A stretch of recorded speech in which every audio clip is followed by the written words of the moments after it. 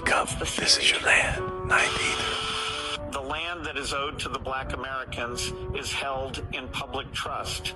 Until they go and claim their land patents, they'll continue to pay taxes and get evicted and work for us. The fake ones that came down after the wars will continue to be able to claim their heritage. We passed the bills. When I was in office, we incarcerated a lot of black people after pumping drugs into their communities. See, what we do is induce bonds off the incarceration and sell the securities on the secondary market. They never balance the books, so we lock them up and keep the money. Well, we'll never handle the Mexican drug cartels because they work for us. See, we cut a deal with them to keep the drugs in the black communities just so they can sell the drugs. We monitor and lock them up. This is why they call the drug game the trap. It's a trap for them to go to prison. We took their land, claimed it abandoned, and taxed them. But most importantly, we took their opportunity to compete. We tricked their leaders in the 60s to thinking desegregation was a good thing. It wasn't for them, but for us. We inherited much more. Political campaigns are all a hoax. It's called a two-party system. But our core values are aligned with keeping the people from inheriting what's really theirs. When they claim anything besides who they truly are, it keeps us in business, really big business. Is this you discussing Indian blood? We're going to judge people by whether they have Indian blood, whether they're qualified to run a gaming casino or not?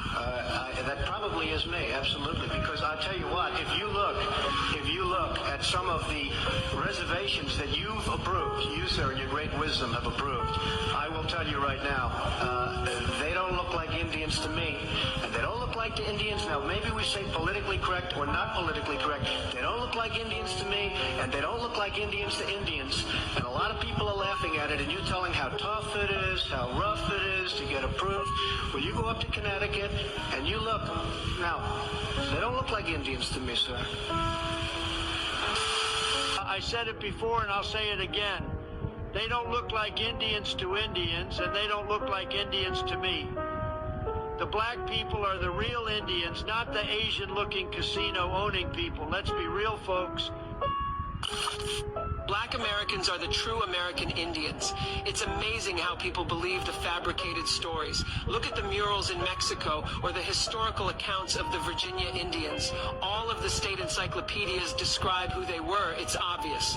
I'll leave you with this name, Walter Plecker.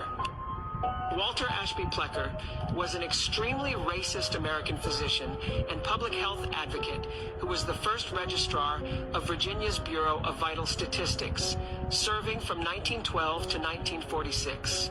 Plecker is responsible for the reclassification of millions of American Indians into what are referred to as black people today.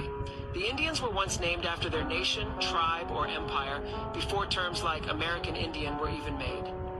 For instance, the Powhatan Indians were an empire, nation, confederacy, and tribe being of mixed Iroquois and Algonquin descent. The original people of North America were a powerful and influential people. Walter Plecker's agenda was to destroy and scatter those ancient and royal lineages, not only of the Virginia Indians, but mostly because their treaties and bloodlines tie them to the thrones of Europe as well. The southern tribes in the Mississippi Delta are also tied to royal lineages in America and Europe. Even some of the tribes in South Carolina are connected to royal lineages of North African Berbers called Moors. Black Americans, a misunderstood people, starts now.